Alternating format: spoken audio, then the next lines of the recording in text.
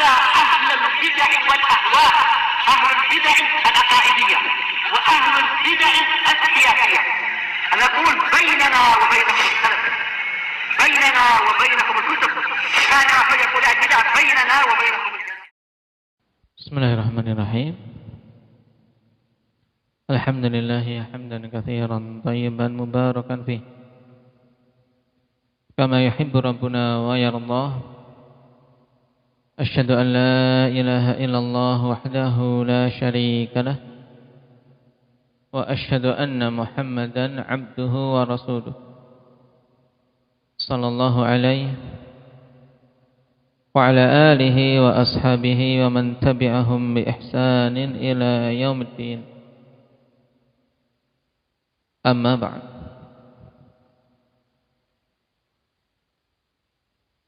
Pertemuan yang lalu kita membahas tentang syarat yang keenam dari syarat-syarat sahnya salat. Apa itu?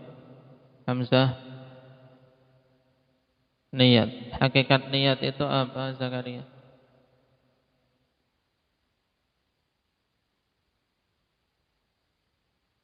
Naam, al-azmu ala fi'li syai'. Tekad seseorang untuk melakukan suatu perkara. Tempat niatan itu di mana, Talha? Niat itu tempatnya di mana? Di qalbu. Nah, di dalam qalbu. Terus kapan dituntut niat itu? Hendak ya Raihan?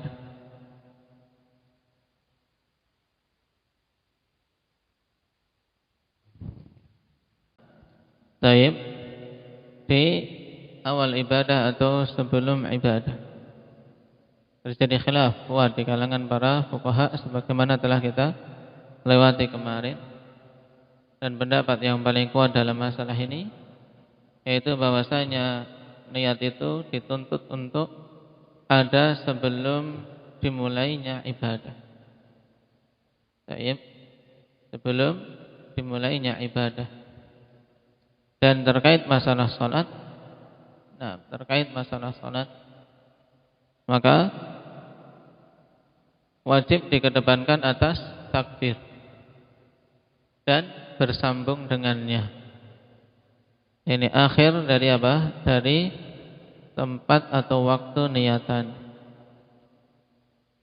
Kemudian telah kita singgung kemarin bahwasanya istishab, yaitu terus menerusnya hukum niat itu dituntut, yang diistilahkan dengan istishabul hukmi.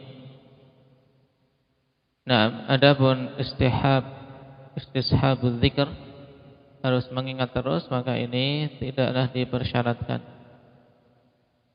Kita lanjutkan masih terkait masalah niat, disebutkan di sini. Qala al-Imam As-Sa'di rahimahullah, wa faidatun niyati amran. Dan faidah atau mu'allik di sini yang berikan ta'liq mengatakan faidah dari niat itu ada dua perkara. Naam, al-awwal tamyizul 'adati 'anil ibadah. Kalau ditanya faidah niat itu apa, ada dua perkara. Naam, ada dua perkara. Yang pertama untuk membedakan adat dari ibadah. Dalam artian ini yang kita lakukan itu sekedar perbuatan kebiasaan sehari-hari ataukah ibadah. Dengan niatan kita bisa membedakan. Seorang mandi, nah, dengan niatan terbedakan apakah mandi sekedar untuk membersihkan diri ataukah mandi yang merupakan ibadah untuk mendatangi salat Jum'ah atau mandi janabah.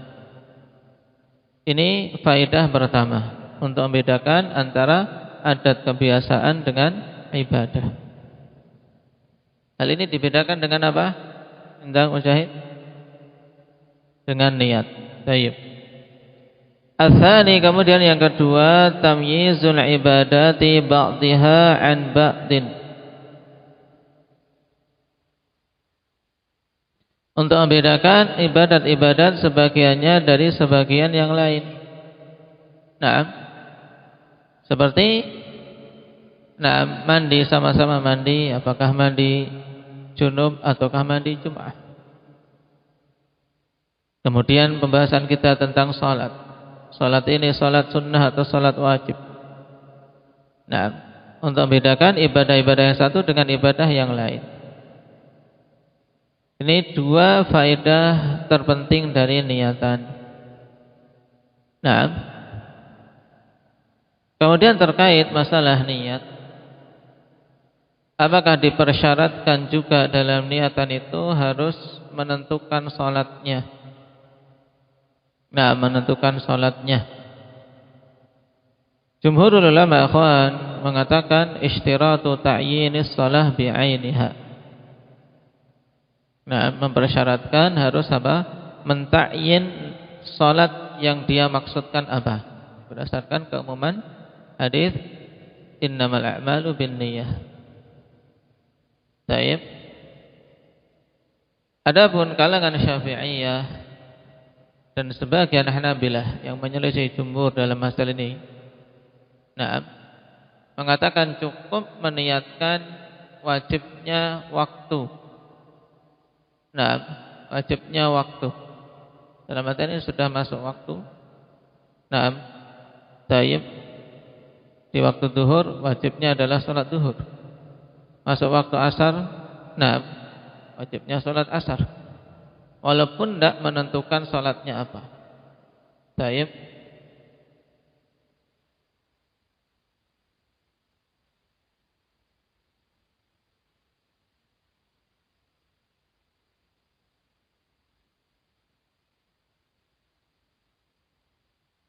Baik, dan sebenarnya tidak terlalu jauh perbedaannya, kawan.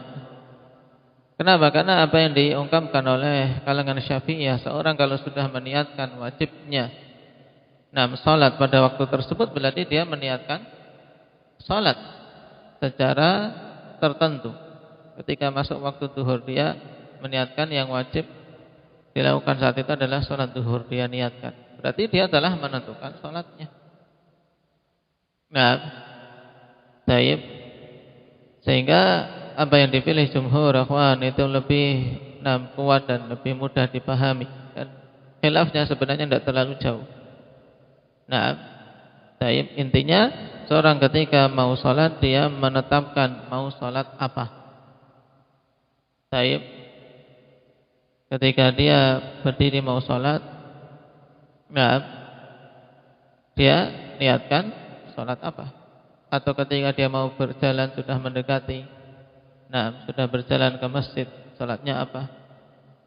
Karena memang seseorang mungkin dari awal ketika panggilan salat zuhur dia mau menunaikan salat zuhur, tapi sampai di masjid, nah, masih ada salat lain yang dia lakukan, yaitu salat qabliyah zuhur, nah, dan seterusnya.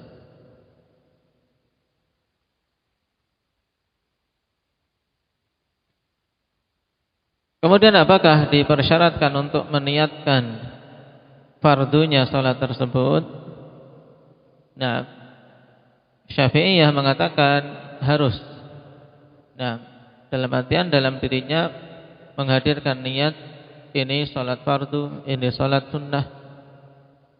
Dan yang rajih tidak dipersyaratkan, ikhwan. Nah, taib. Ketika seorang meniatkan salat zuhur, maka itu sudah jelas bahwasanya itu perkara yang wajib. Ketika meniatkan salat asar tanpa harus apa? Mentakyin dalam niatannya ini adalah wajib. Karena secara otomatis salat asar ketika diniatkan oleh pelakunya dia mau menunaikan salat asar, berarti memang salat wajib. Nah, dan di antara pembahasan terpenting terkait masalah niyah, ikhwan, yaitu hukum melafadzkan niat.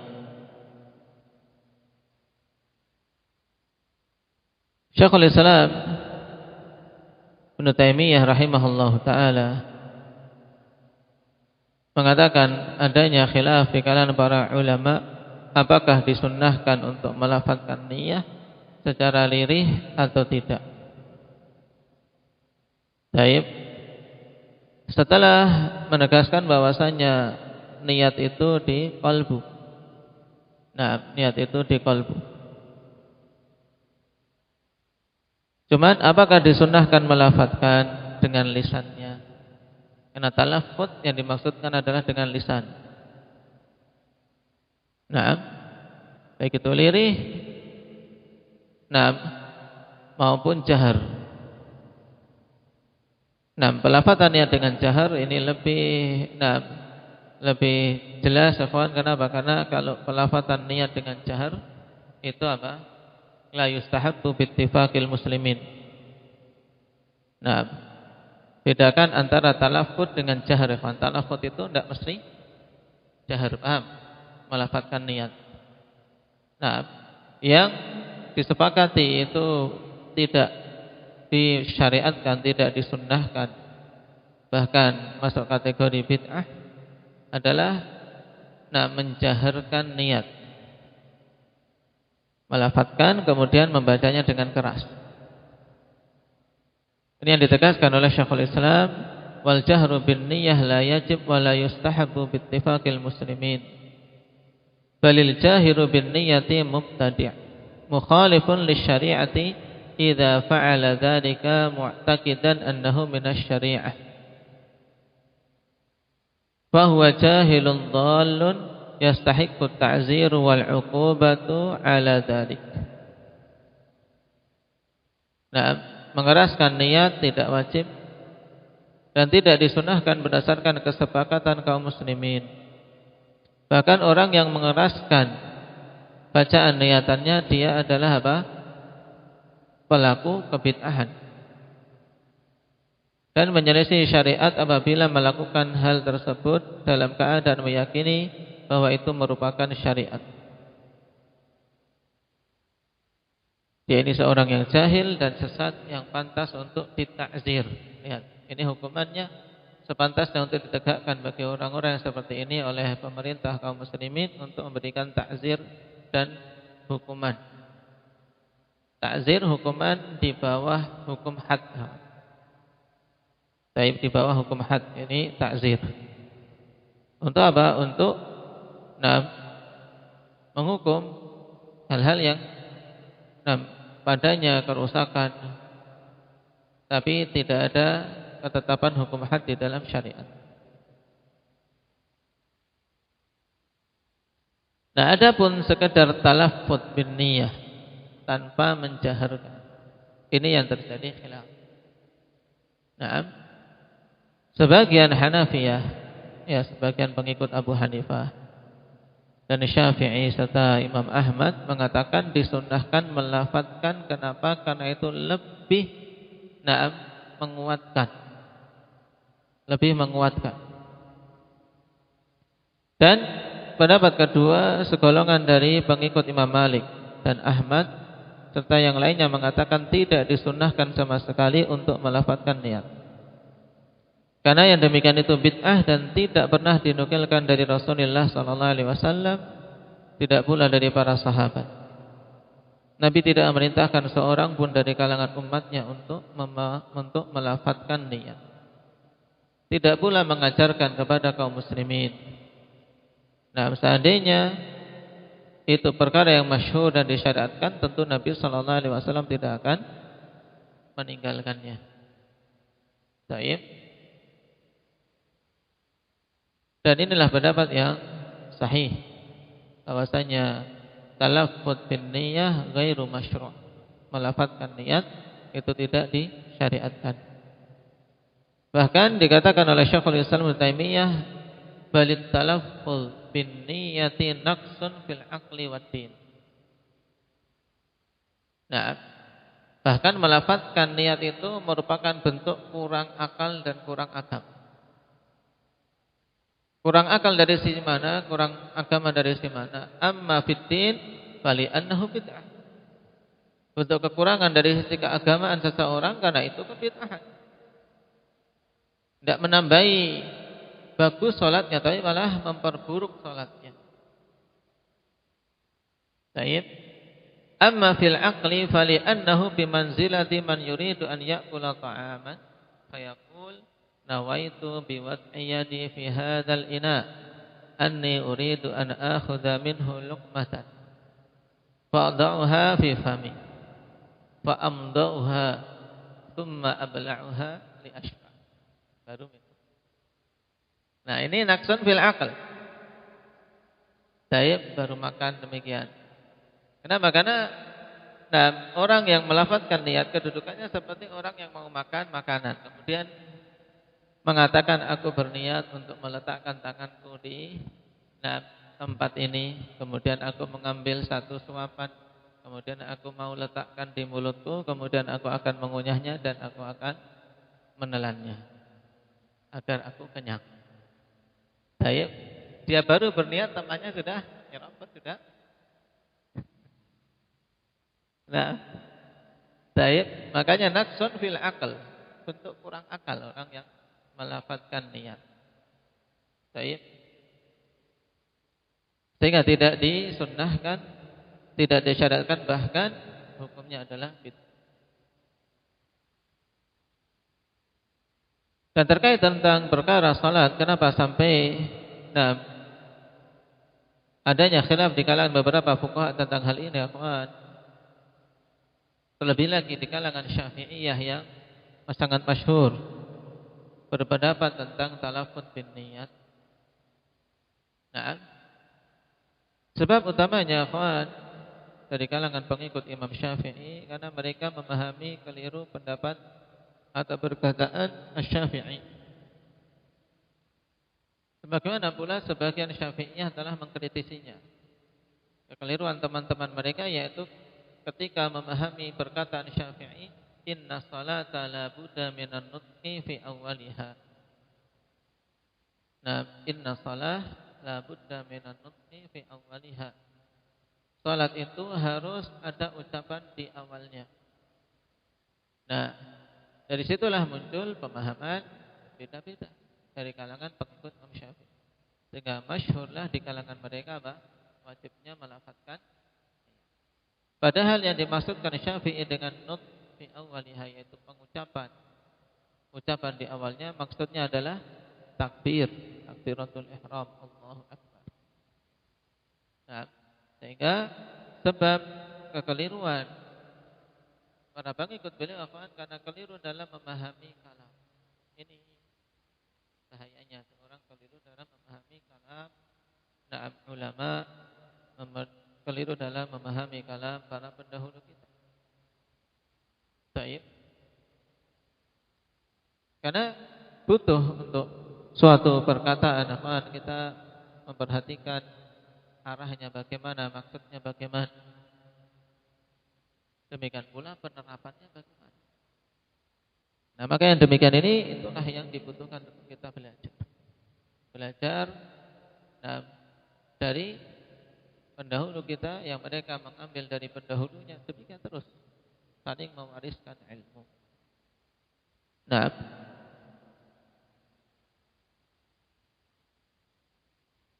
di antara pengikut Imam Syafi'i yang menegaskan tentang kekeliruan para sahabatnya di atas madhab Syafi'iyah tentang hal ini yaitu Abu Abdullah Az-Zubairi, sebagaimana dikutip oleh Imam An-Nawawi dalam Syarhul Muhadzab.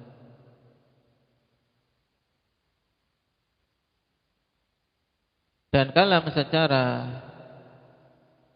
nasnya, kalau tadi adalah penukilan dari Syekhul Islam, nas kalam Imam Syafi'i secara sempurna yaitu kata beliau, idza nawa hajjan aw umratan ajza'a wa illam yatalaffaz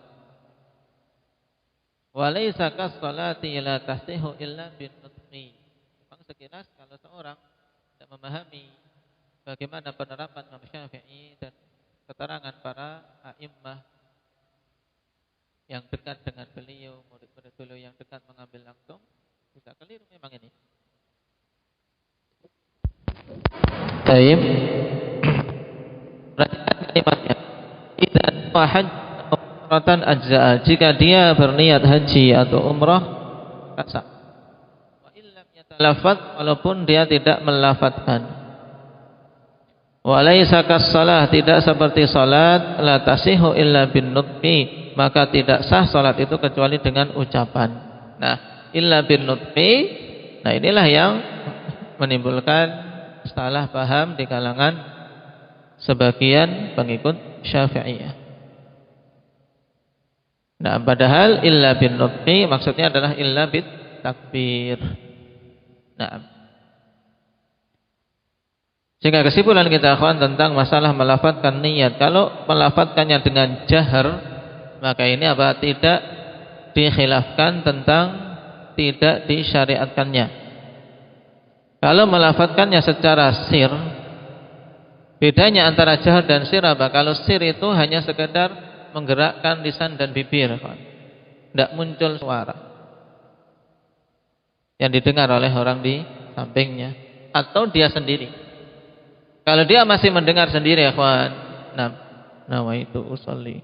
Nah, masih mendengar, telinganya sendiri masih mendengar, ya, dikatakan jahar tetap, walaupun yang di sampingnya tidak dengar. Nah, adapun sir sekedar talaffuz, melafadzkan dengan lisan tapi tidak didengar. Seperti ketika kita baca zikir-zikir dalam salat, itu sir. Kan kita lafadzkan, harus ada gerakan. Ya. Harus ada apa? Alhamdulillah, amin. Gerakan lisan, gerakan bibir. Kalau salat kok diam saja bibirnya, tidak baca. Tidak betul. Tapi harus bergerak membaca. Tapi jangan sampai keluar suara. Karena bacaan-bacaan sir, kecuali bacaan jahar, maka itu dikeluarkan suaranya. Nah, kemudian terkait masalah niat, di dalam salat, apakah boleh meniatkan mengganti dari salat fardu ke salat fardu yang lain di pertengahan salat? Apabila tadi misalnya dia sudah berniat salat zuhur, seperti yang ditanyakan oleh sebagian belum pada pembahasan lalu. Seorang sudah niat salat zuhur, sudah takbiratul ihram, Allahu Akbar, masuk salat zuhur. Dia baru ingat di pertengahan salat belum salat subuh tadi ketinggalan. Nah, dia bangun jam 9. Nah, langsung makan, lupa salat. Nah, dikiranya sudah salat subuh. Tapi ketika zuhur, oh ingat aku tadi belum salat subuh. Allahul musta'an. Tapi sudah masuk di salat zuhur. Apakah boleh ketika itu dia kemudian mengubah niatan karena dia telah mengilmui wajibnya tartib, ya kan? Wajibnya urut. Nah, harusnya salat subuh dulu baru zuhur. Tapi dia sudah masuk di salat zuhur. Apakah boleh mengubah niatan di pertengahan salat? Nah, jawabannya ikhwan, tidak diperbolehkan dan tidak sah yang demikian. Salatnya tidak sah. Nah, baik.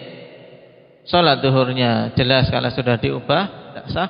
Salat subuhnya ketika dia dapat 1 rakaat, saya ganti niat salat subuh.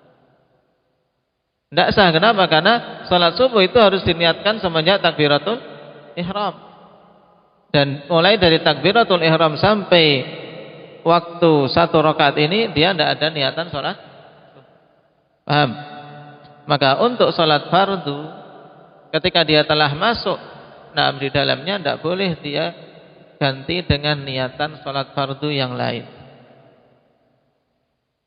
Nah, baik. Lalu bentuk yang diperbolehkan bagaimana? Nah, yang diperbolehkan dalam posisi tadi mengubah niatan ke salat sunnah mutlaqah, itu boleh. Karena namanya salat sunnah mutlaqah, salat sunnah yang tidak ada kaitannya, mutlaqah. Sehingga ketika dia niatkan dari salat zuhur, kasusnya misalnya seperti ini, dia sudah salat zuhur, dapat 1 rakaat, dia baru ingat tadi sudah salat zuhur. Kok bisa? Misalnya dia datang dari masjid satu, sudah selesai salat zuhur, datang ke masjid yang di situ ada majelis taklim. Oh, di situ salat zuhur, dia langsung otomatis ikut salat zuhur. Oh, baru ingat aku sudah salat zuhur. Tidak boleh dia salat zuhur 2 kali, boleh tidak salat zuhur 2 kali? Ah, ini serap tadi kayaknya biar mantap saja. Nah, untuk serapnya mana yang lebih bagus kita serahkan kepada Allah. Silahkan, ini salat zuhur saya 2 kali, mana yang lebih utama yang diterima. Tidak boleh. Tidak boleh salat fardu yang sama sehari 2 kali. Makanya ketika ingat dia harus mengubah ke salat sunnah mutlaqah. Langsung ubah ke salat sunnah. Ini niatnya salat sunnah. Nah, karena mengikuti masuk di masjid masih ada jamaah di situ, dia mengikuti dengan niatan salat sunnah mutlaqah. Paham? Dan ini pendapat yang sahih dan dikuatkan oleh Syekh Ibnu Utsaimin rahimahullahu taala. Nah, kenapa ya ikhwan kok boleh? Karena ketika dia menghilangkan niatan salat fardunya. Berarti kan ketika salat fardu dibatalkan, salat fardunya dibatalkan, bukan salatnya secara total. Niatan fardunya dia batalkan, yang tersisa adalah salat tanpa apa? Tanpa keterkaitan dengan apapun. Niatnya salat sunnah mutlaqah. Paham? Sesuatu yang mutlak. Baik. Sehingga yang tersisa hanya niatan salat, dan itu sunnah. Nah, sehingga boleh kalau mengubah dari salat fardu ke sunnah mutlaqah. Tapi kalau fardu ke fardu yang lain, atau salat fardu ke salat sunnah yang memiliki sebab, seperti sunat ratibah, salat rawatib atau yang lainnya, tidak boleh. Paham? Bolehnya hanya mengubah ke apa? Ke niatan sunnah mutlaqah.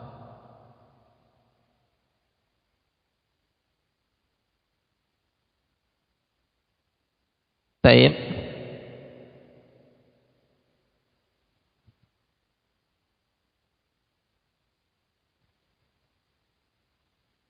Kemudian di antara pengubahan niat yang diperbolehkan adalah mengubah niat dari sisi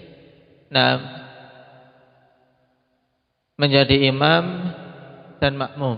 Ini diperbolehkan. Karena ketika seorang awalnya munfarid, kemudian dia apa? Dia mengubah niatannya menjadi apa? Menjadi imam. Ini diperbolehkan. Sebagaimana pula seseorang yang tadinya bermakmum kemudian mengubah niat menjadi munfarid, juga diperbolehkan. Baik.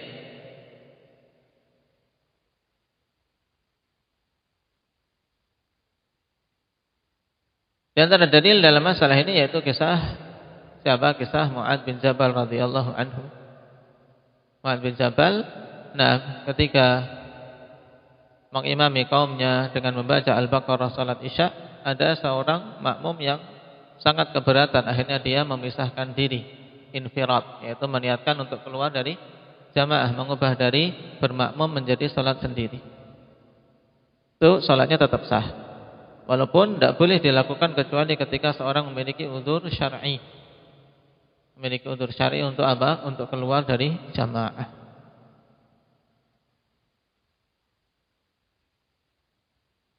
Dan juga di antara yang diperbolehkan untuk mengubah niat di dalam salat, mengubah niat dari apa? Jumlah rakaat salat. Seperti pada qiyamul lail, salat witir. Awalnya sudah meniatkan 3, kemudian di pertengahan jalan, masih cukup waktunya, aku ingin tambah 5. Masih cukup waktunya, tambah sudah 9 langsung. Karena sama-sama witir, sedangkan hay'ah tentang rakaatnya tidak masalah. Dia apa? Berubah-ubah niatannya. Tadinya sudah niatan salat langsung 5 rakaat dalam witir. Qadarullah waktunya mepet, hanya dapat 3. Baru dapat 3, dia segera duduk tahiyat akhir, salam. Boleh enggak? Boleh.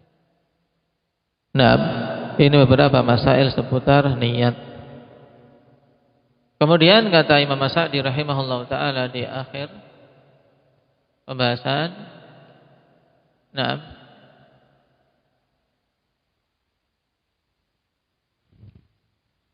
wa bihadza tammat syurutus salati sittah. Nah, mu'alliq. Nah, penta'liq mengatakan dan dengan ini tammat syurutus salati sittah. Nah, sempurnalah syarat-syarat salat yang 5. Ini diingat-ingat.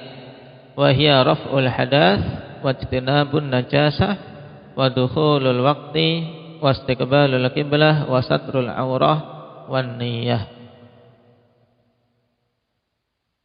Nah, sittah ya 5. Saya bilang berapa? Layan 6 kenapa? Hah? Oh, 5. Salah ucap. Sittah. Nah. Tayyib. Saya ulangi. Fabihada berarti belum pada ngantuk. Nah. Tayyib. Barakallahu fikum. Fabihada tammat syurutus salati sittah. Dengan ini sempurnalah syarat-syarat salat yang 6. Nah. Wahia raf'ul hadaats, mengangkat hadas. Kemudian yang kedua ijtinabun najasah.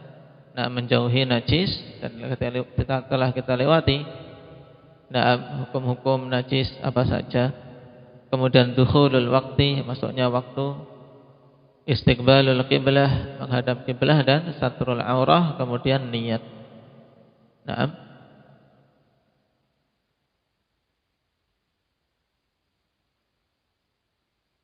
ini 6 syarat-syarat salat. Kapan saja akhwan dari salah satu yang 6 tersebut tidak terpenuhi, maka salatnya tidak sah. Ini pada asalnya. Kecuali dalam keadaan darurat, nah, yang menjadikan seorang hamba tidak mampu untuk memenuhinya, maka la yukallifullahu nafsan illa wus'aha. Sebagaimana kita lewati contohnya, seorang tidak memiliki air, tidak ada debu, tidak mampu bergerak, wal'iyadu billah, salat walaupun dalam keadaan dia tidak taharah. Nah, demikian pula seorang tidak mampu menghadap kiblah karena terikat atau karena sakit tidak bisa bergerak, maka salat sesuai dengan arah mana yang dia mampu. Tayyib, barakallahu fikum, naktabi bihadza walhamdulillahi rabbil alamin.